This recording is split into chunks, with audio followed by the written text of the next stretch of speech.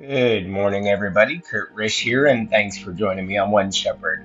So, today we are continuing with our reading of the Old Testament book of 1 Samuel, chapter 15. Samuel also said to Saul, "The Lord sent me to anoint you king over his people, over Israel.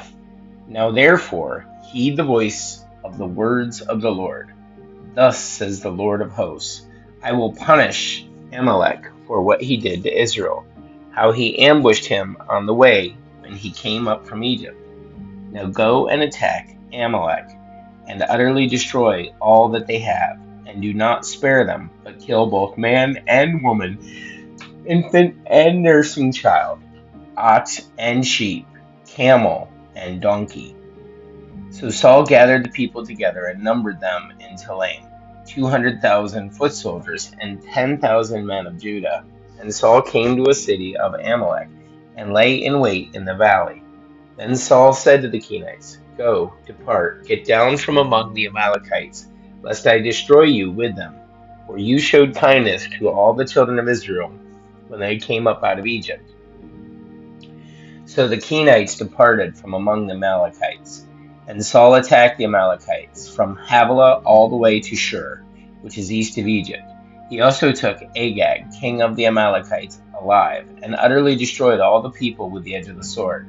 But Saul and the people spared Agag and the best of the sheep, the oxen, the fatlings, the lambs, and all that was good, and were unwilling to utterly destroy them. But everything despised and worthless they utterly destroyed. Now, the word study here is utterly destroyed. Hebrew is cherem, Strong's Concordance number 2763. In the ancient world, anything sacred or defiled was considered inappropriate for common use. This Hebrew verb refers to the setting apart of inappropriate things, usually because of defilement associated with idol worship. According to Deuteronomy 13, Israel was to destroy everyone and everything that was wicked enough to be considered defiled. Violation of this command cost Achan his life and Saul his throne. Paul reminds us that we are all wicked and as a result are defiled and deserve destruction. Yet God, in his mercy, has chosen to save those who place their trust in Jesus. Romans 3. Continuing with verse 10. Now the word of the Lord came to Samuel, saying, I greatly regret that I have set up Saul as king, for he has turned back from following me, and has not performed my commandments. And it grieved Samuel, and he cried out to the Lord all night. So when Samuel rose early in the morning to meet Saul, it was told Samuel, saying, Saul went to Carmel, and indeed he set up a monument for himself, and he has gone around, passed by, and gone down to Gilgal. Then Samuel went to Saul, and Saul said to him, Blessed are you of the Lord. I have performed the commandment of the Lord. But Samuel said, What then is the bleating of the sheep in my ears, and the lowing of the oxen which I hear? And Saul said, They have brought them from the Amalekites, for the people spared the best of the sheep and the oxen to sacrifice to the Lord your God, and the rest we have utterly destroyed. Then Samuel said to Saul, Be quiet, and I will tell you what the Lord said to me last night. And he said to him, Speak on. So Samuel said, When you were little in your own eyes, were you not head of the tribes of Israel? And did not the Lord anoint you king over Israel? Now the Lord sent you on a mission and said, Go and utterly destroy the sinners, the Amalekites, and fight against them until they are consumed. Why then did you not obey the voice of the Lord? Why did you swoop down on the spoil and do evil in the sight of the Lord? And Saul said to Samuel, But I have obeyed the voice of the Lord, and gone on the mission on which the Lord sent me, and brought back Agag, king of Amalek. I have utterly destroyed the Amalekites, but the people took of the plunder, sheep and oxen, the best of the things which should have been utterly destroyed, to sacrifice to the Lord your God in Gilgal. So Samuel said, Has the Lord a great delight in burnt offerings and sacrifices, as in obeying the voice of the Lord? Behold, to obey is better than the sacrifice, and to heed than the fat of rams.